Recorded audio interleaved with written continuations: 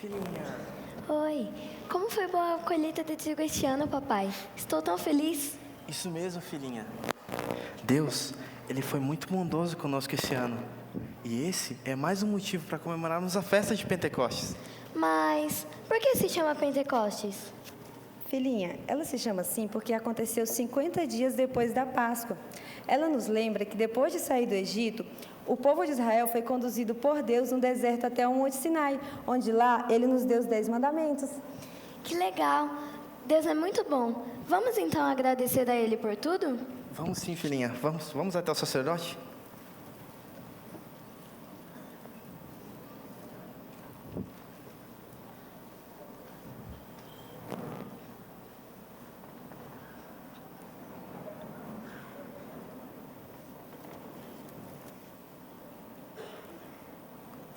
Aqui está a nossa oferta de gratidão a Deus.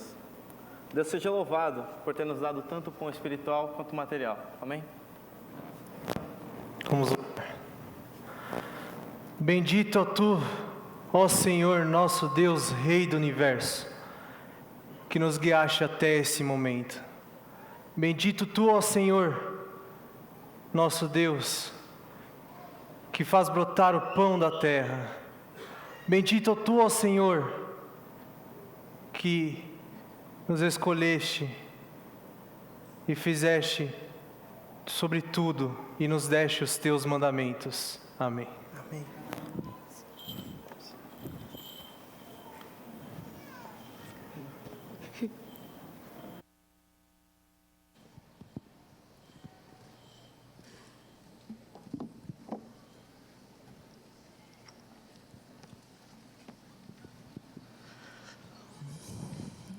Cada noite um pedacinho, não é?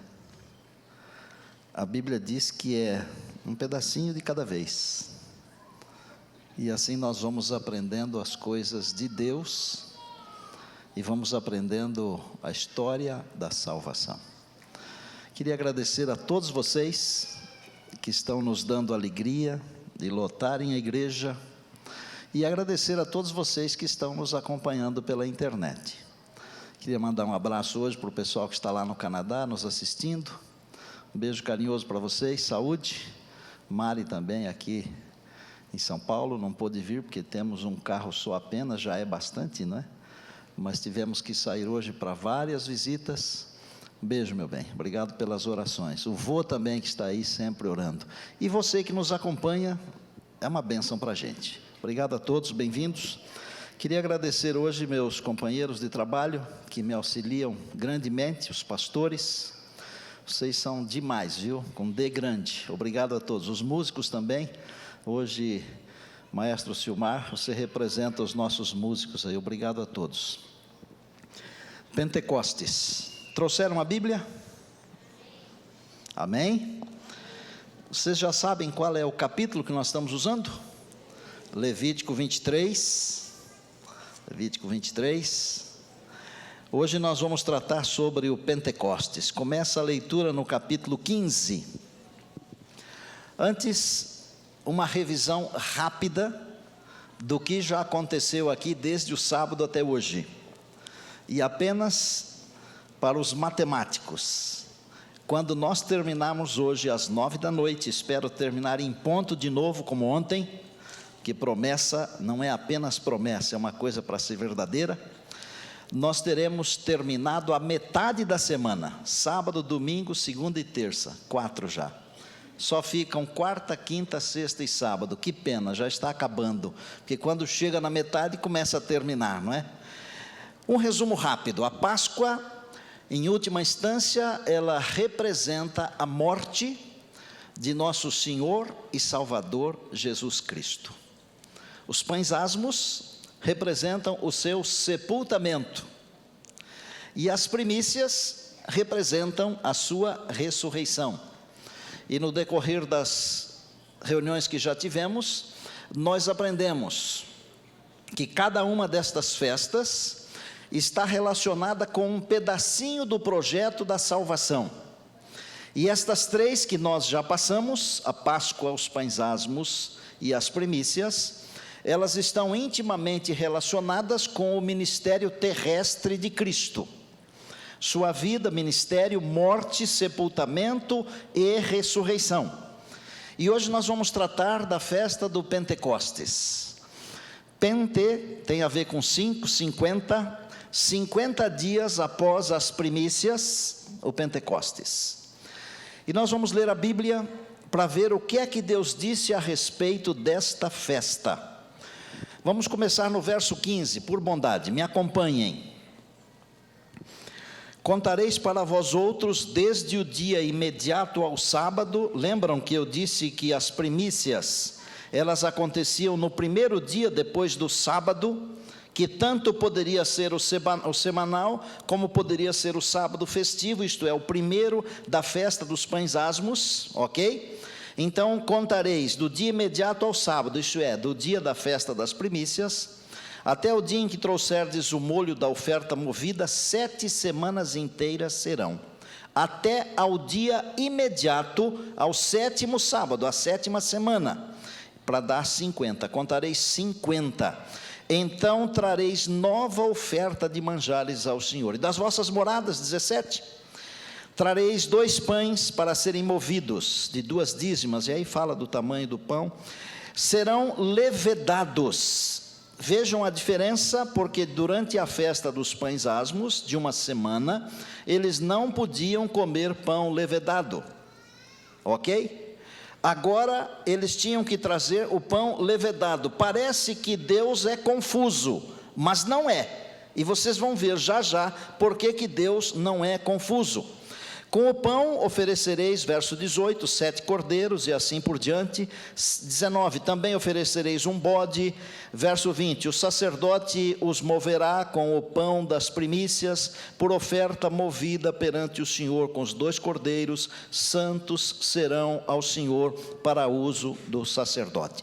No mesmo dia se proclamará que tereis santa convocação. Veja que aqui também já está um sábado especial. 22, quando cegardes a messe da vossa terra, não rebuscareis os cantos do vosso campo, nem colhereis as espigas caídas da vossa cega. Para quê?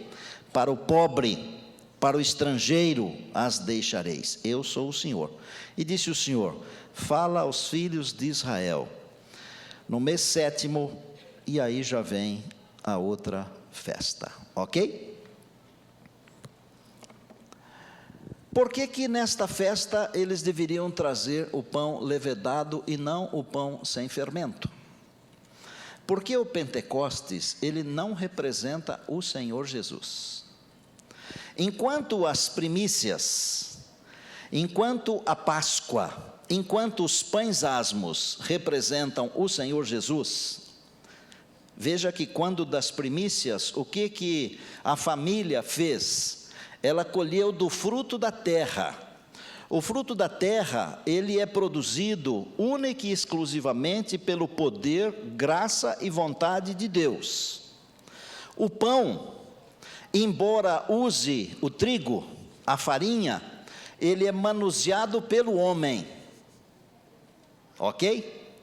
Agora, vejam que coisa linda, como Deus é maravilhoso e como Ele torna a salvação uma coisa tão simples e tão fácil, que qualquer pessoa que quiser entender pelo Espírito de Deus pode entender.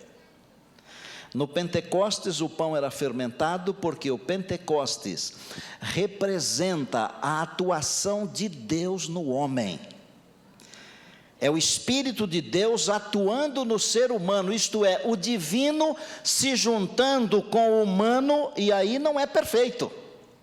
Enquanto nas primícias tinha que ser perfeito, porque representava o Senhor Jesus, no Pentecostes podia ter fermento, e era obrigado a ter fermento, porque o fermento, como representa o pecado, Deus, que é divino, Ele se junta conosco, que nós somos humanos, imperfeitos, e em Jesus Cristo, Deus aceita esse que é imperfeito, que é o que você e eu fazemos. Nós não fazemos nada perfeito, gente, nada. Mesmo quando nós temos um bebê, e o médico entrega na mão da mãe, no colo da mãe, ou na mão do pai, e a gente olha assim e diz assim, é perfeito. Não é. Sabe por quê? porque tem uma contribuição humana. E tudo que tem a contribuição humana, tudo que tem a contribuição humana está carregado de egoísmo, de egocentrismo, de vaidade, de avareza, de todas as coisas que são humanas. Mas e por que Deus aceita este pão fermentado? Porque Deus aceita você e eu quando o Espírito Santo de Deus trabalha em você e em mim, em nós, amém? Deus é maravilhoso ou não é? Não é confuso, gente, é muito fácil. Bom, em última instância, essa festa de Pentecostes, ela representava o final da colheita. Final da colheita. E ela acontecia uns 50 dias depois das primícias.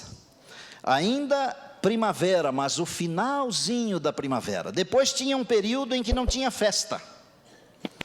E esse período que não tinha festa, ele pode ser comparado a algum período quando haverá algum problema aqui no planeta. Não há festa, não há alegria. E as festas, elas são chamadas na Bíblia de festas do Senhor. E festa significa alegria, significa música, significa comida, significa em algumas culturas dança, festa. Nosso Deus, Ele sofre conosco, mas Ele é o Deus da alegria, Ele é o Deus do prazer. E quando nós fazemos alguma coisa que julgamos boa, e que é uma produção com a base espiritual, que o Espírito de Deus trabalha em nós, e Deus olha para nós, Ele fala assim: esse é um filho em quem eu tenho prazer. Aquela mesma frase que Deus pronunciou quando o seu Filho amado, o Senhor Jesus, Ele foi batizado, aquela mesma frase que do céu veio quando Ele foi transfigurado, diante de Pedro, Tiago e João, estavam com Ele Moisés e Elias. Este é o meu Filho amado em quem eu tenho prazer, a Ele ouvir.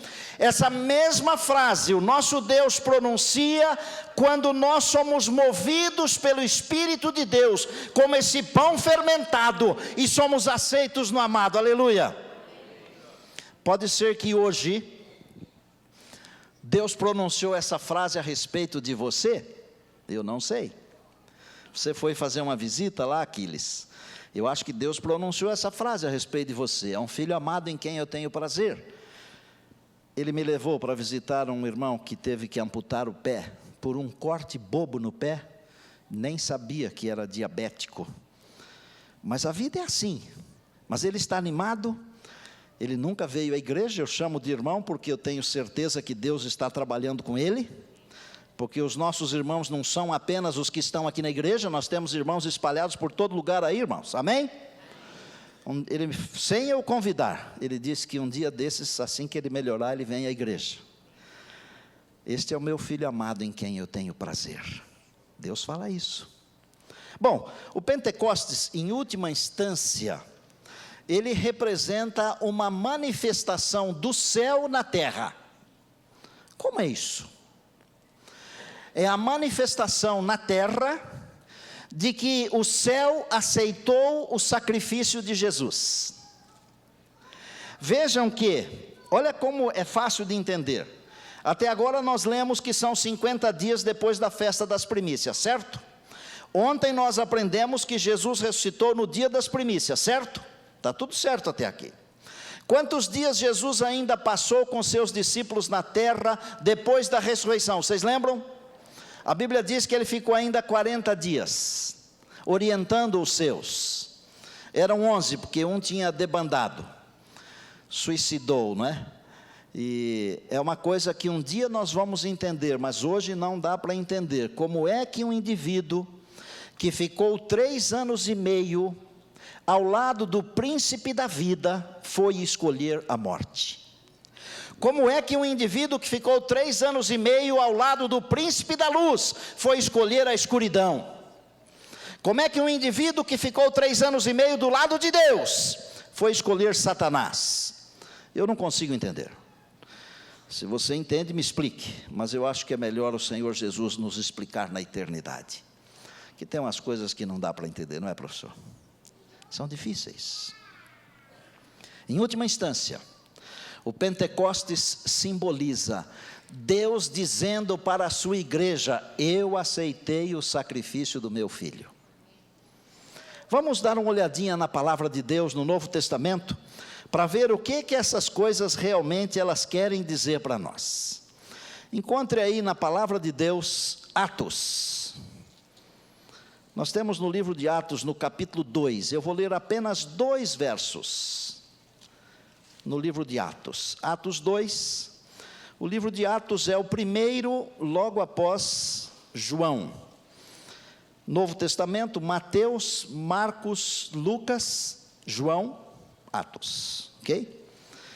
2, capítulo 2, versos 1 e 4. Ao cumprir-se o dia de Pentecostes, estavam todos reunidos no mesmo lugar. 4. Todos ficaram cheios do Espírito Santo e passaram a falar em outras línguas, segundo o Espírito lhes concedia que falassem. 40 dias Jesus ficou com eles, ensinando-os, dando os últimos retoques, fazendo a moldura do quadro.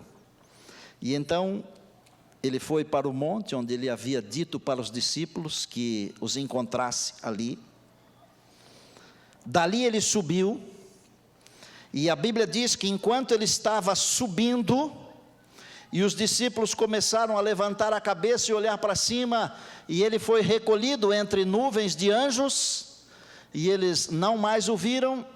Daquela nuvem de anjos, o Senhor Jesus mandou que 2 viessem ao lado dos discípulos, e eles falaram assim: por que é que vocês estão olhando assim atentos para o céu? Esse mesmo Jesus, não é outro, gente, não é um fantasma, é o mesmo Jesus. Ele virá da maneira como vistes subir, de forma corpórea, de forma visível, mas não virá sem poder. A Bíblia diz que ele virá com todos os anjos do seu poder, e a Bíblia diz que ele virá com trombetas. Esse é o assunto de amanhã. Se você tivesse que perder uma noite, essa noite teria sido a de ontem, porque a de amanhã você não pode perder, porque amanhã é a coisa mais importante da nossa crença, mas isso é para amanhã. Os discípulos então se reuniram em Jerusalém, conforme a ordem de Jesus. Jesus falou assim: vocês fiquem em Jerusalém, até que do alto vocês recebam o poder. E Jesus foi para o céu. Eu já expliquei ontem que o Salmo 24 tem uma antífona, que foi cantada quando Jesus estava se aproximando dos portais da eternidade. Os anjos que com ele subiam, pediam para que os anjos que estavam lá nas portas do céu, ou as portas dos céus, abrissem as portas. E os que estavam lá perguntavam: mas por que é que vamos abrir? Para que entre o Rei da Glória. E aí você conhece o Salmo 24. Quando Jesus entrou, eu vou tentar reproduzir aqui, tá? Vocês tentem me acompanhar. Se você não concordar com tudo, não faz mal, mas fica com a ideia. Quando Jesus foi entronizado, todos os seres tentaram adorá-lo, mas ele fez um gesto dizendo que não queria ser adorado ainda. E então ele compareceu diante do Pai. Os discípulos ficaram 10 dias em oração. Vejam a importância da oração, e daqui a pouquinho eu vou contar um testemunho aqui de como a oração resolve certas coisas. Talvez ela resolva tudo, talvez, mas pelo menos certas coisas eu tenho convicção de que a oração resolve. E é um testemunho curtinho, mas é poderoso. Aqueles 10 dias fizeram a diferença na vida dos discípulos, porque até o dia da morte de Jesus, eles ainda brigavam entre si, para saber quem é que seria o maior entre eles. E estudando isso aqui, eu fiquei pensando que parecia o Congresso Nacional, né? O poder é uma coisa inflamável, mas aqueles 10 dias de oração, eles tiraram do coração dos discípulos o desejo do poder. E o Espírito de Deus colocou no coração deles o poder do desejo de pregar. Mas aqueles 10 dias não foram importantes apenas para os discípulos, os 11 que ficaram em oração. Aqueles 10 dias foram importantes também no céu. Porque quando Jesus chega e todos desejam adorá-lo, ele diz: esperem um pouco.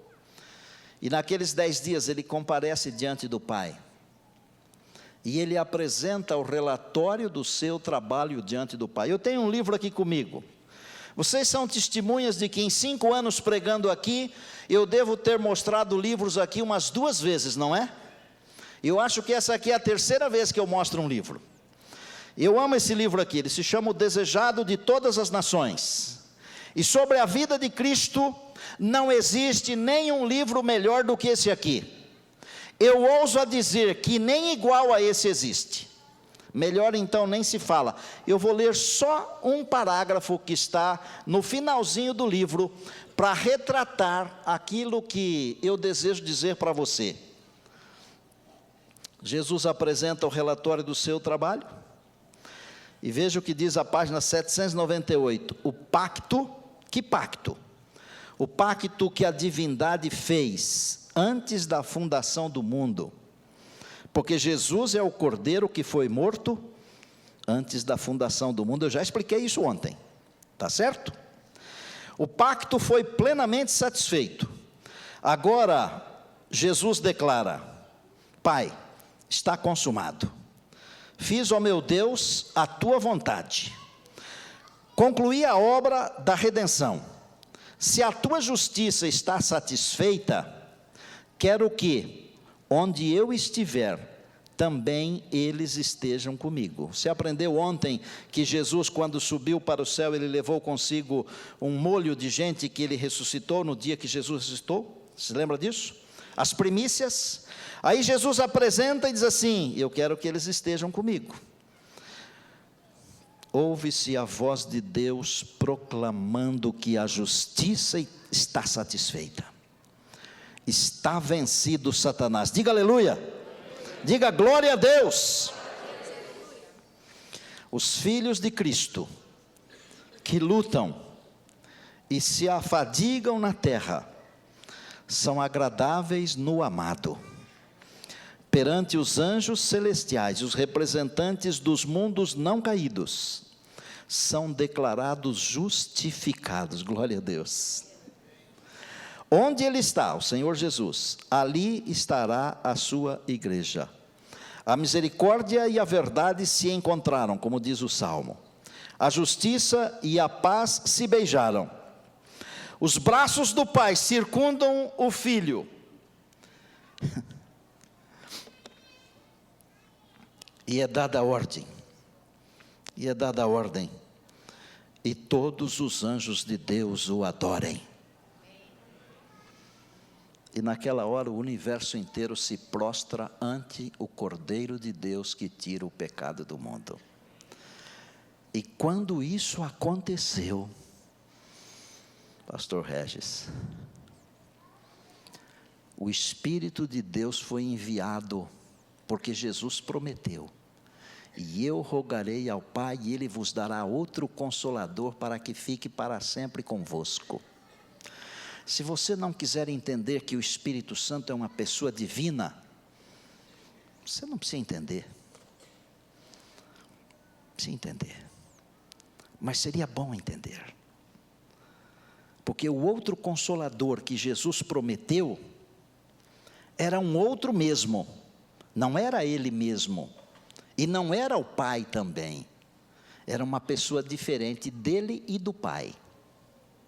Diferente, mas igual. Porque quando Jesus falou assim: e Ele vos dará outro Consolador, o outro no original que foi usado no grego,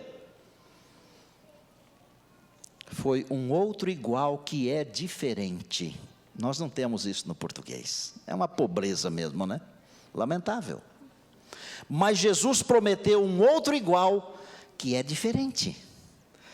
Eu amo a Deus, porque as coisas de Deus, elas são muito claras, elas são muito simples, e eu as entendo com tranquilidade. Deus me deu a liberdade de poder explicá-las com facilidade, para que todos possam entender.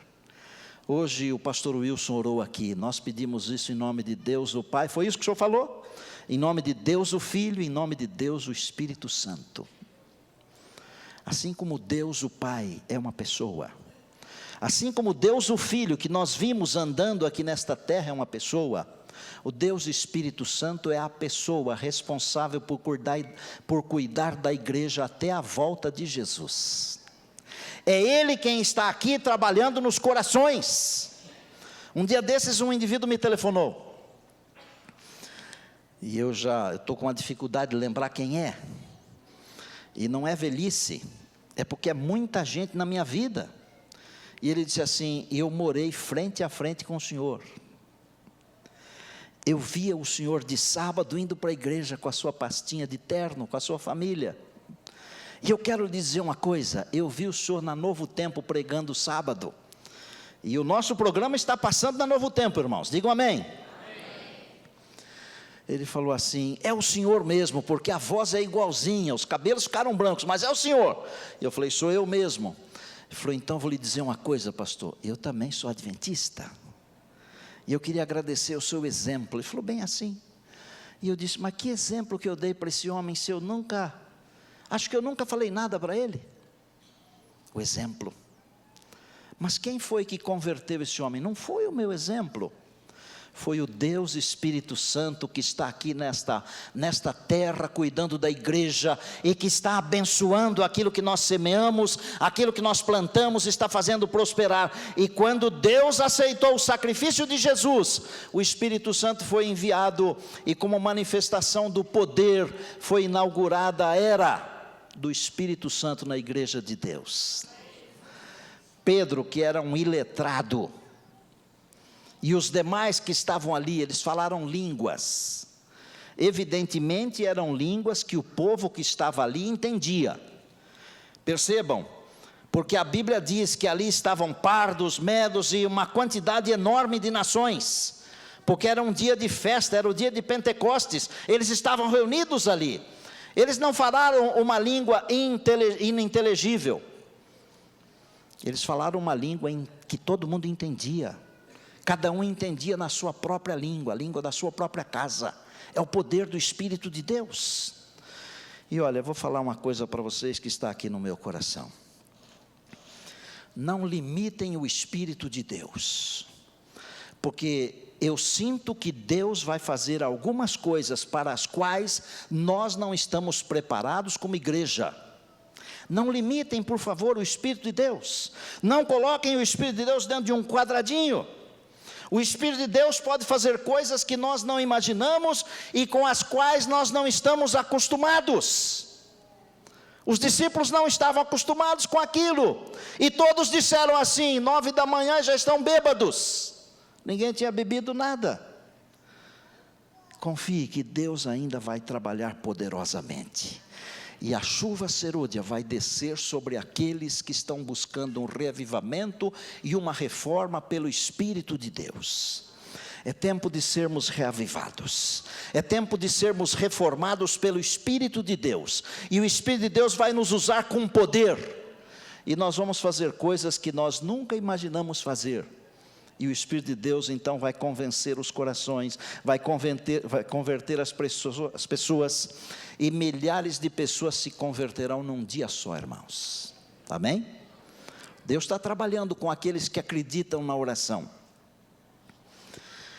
Tem uma menina aqui que acreditou na oração. Os pais acreditaram na oração. Ela foi diagnosticada com um tumor muito sério. Tem umas coisas que vocês não me peçam para explicar, porque eu também não sei explicar. E eu, com toda a minha sinceridade, espero ir bem longe, espero ir até a eternidade. E quando eu falo que não sei explicar, é porque eu não sei mesmo. E eu não vou enganar vocês, ficar com firulas, eu só sei que eu não consigo explicar. E eu estou quase como aquele filósofo que disse: a única coisa que eu sei é que nada sei. Há algumas coisas que eu não sei explicar, não me pergunte, não adianta. Mas há certas coisas que Deus faz e que nós conseguimos observar a olhos vistos.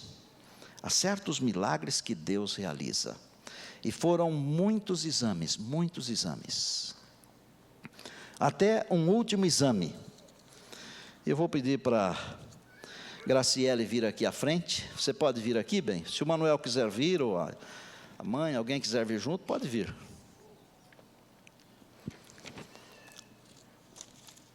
Tem um microfone fácil aí, Kelly? Obrigado. Você está bem? Estou bem. Os exames diziam que você tinha uma enfermidade, é isso mesmo? Isso. E diziam que você teria um tumor?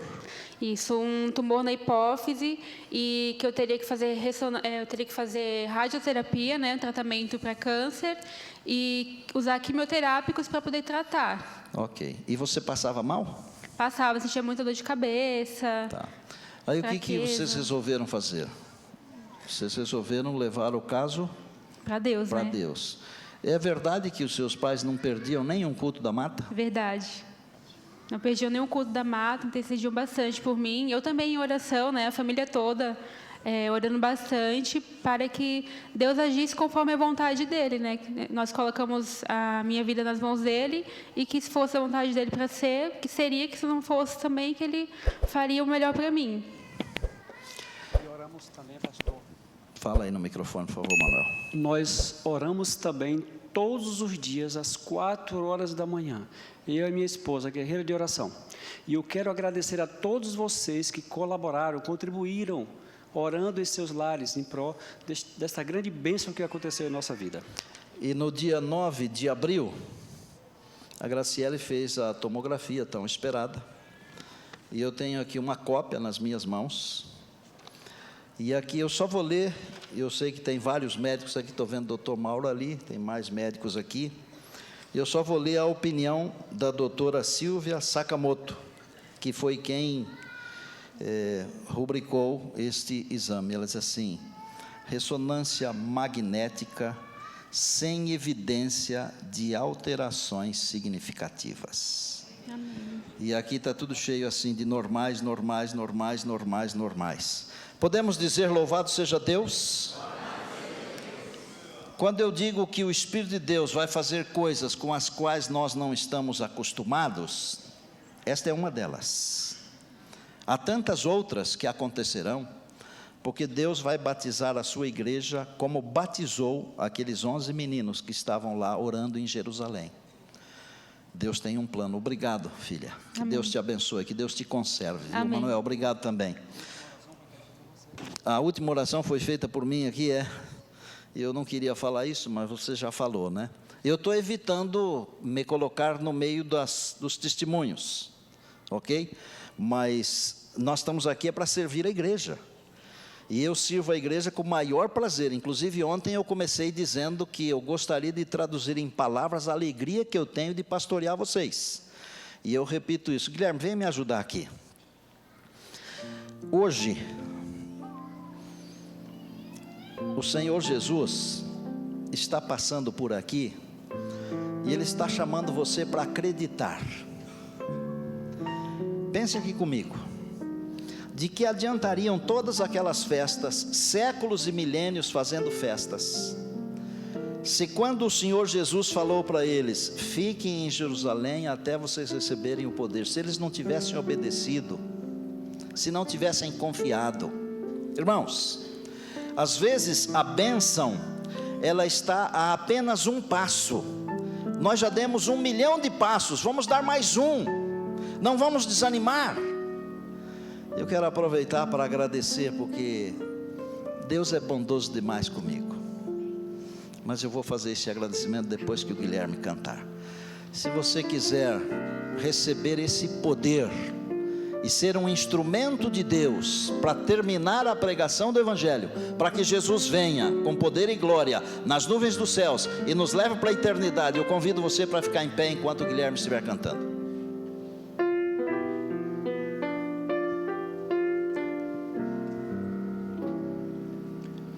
Quando Quando Jesus te chama e tu não vens, pra onde vais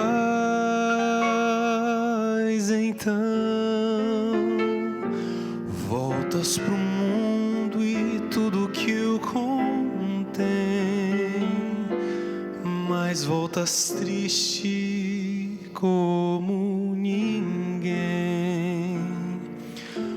Porque voltar pro frio gelado que destrói e abandonar os braços de amor do Pai, porque insistir no que te faz tão mal, no que te rouba a paz.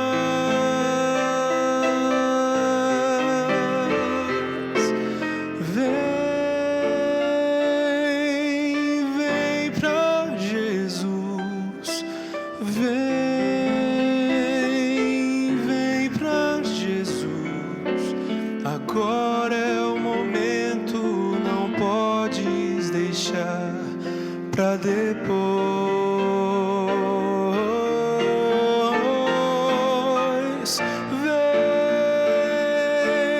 Vem pra Jesus, vem pra Jesus. Agora é o momento, não podes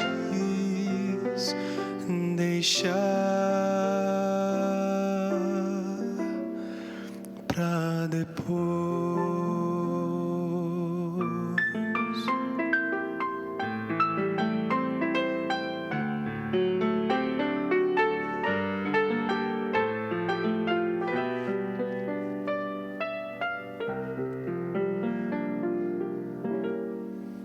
Quando Jesus te chama e tu não vens, pra onde vais então? Voltas pro mundo e tudo que o contém, mas voltas triste como ninguém. Junto de Cristo existe sempre um bom lugar, onde calor e abrigo podes encontrar, e onde a vida pode retomar sua força e seu vigor. Vem pra Jesus, vem pra Jesus. Agora é o momento, não podes deixar pra depois.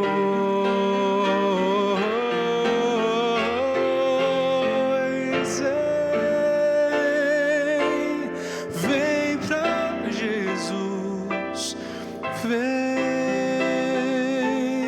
vem pra Jesus. Agora é o momento, não podes deixar pra depois.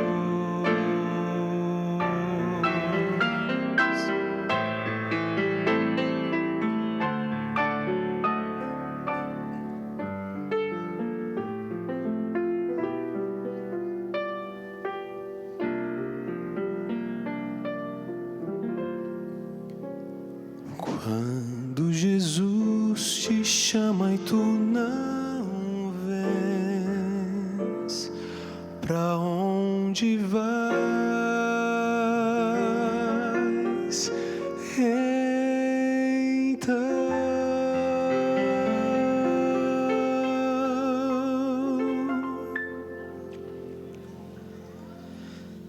Eu comecei a trabalhar numa série de sermões para o ano que vem, que serão pregados em toda a divisão sul-americana. Eles me pediram que fizesse os sermões e gravasse os sermões da Semana da Família. Há certas mulheres que precisam ser valorizadas. E além de valorizar a minha esposa, 38 anos de casados esse ano, eu queria agradecer a Deus por duas mulheres dessa igreja aqui. A professora Dilza, eu a vi por aí em algum lugar, está ali.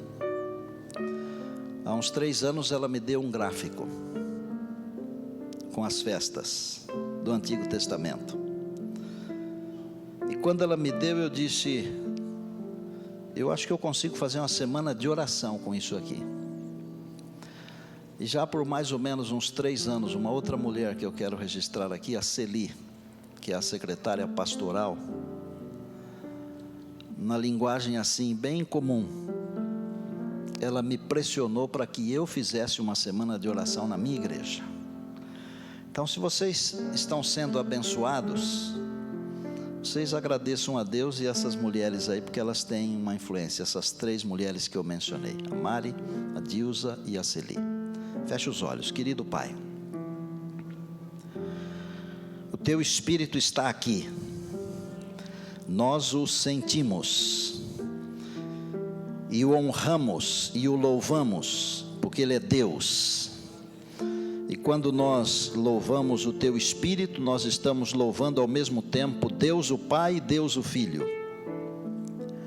Obrigado, porque é Ele que toca o nosso coração, é Ele que nos conduz para Jesus, é Ele que leva as pessoas, é Ele quem faz as pessoas abrirem o coração. Santo Espírito de Deus presente, usa a Tua igreja, reaviva-nos, reforma-nos e usa-nos como instrumentos na terminação da tarefa da pregação. Aqui está a Tua igreja, essa igreja é Tua, meu Deus, cuida de cada um de nós. Amanhã de noite nós queremos estar aqui outra vez, nós queremos tocar a trombeta e dizer que Jesus está voltando. Abençoa-nos para que nada de mal nos aconteça até lá, em Cristo, amém.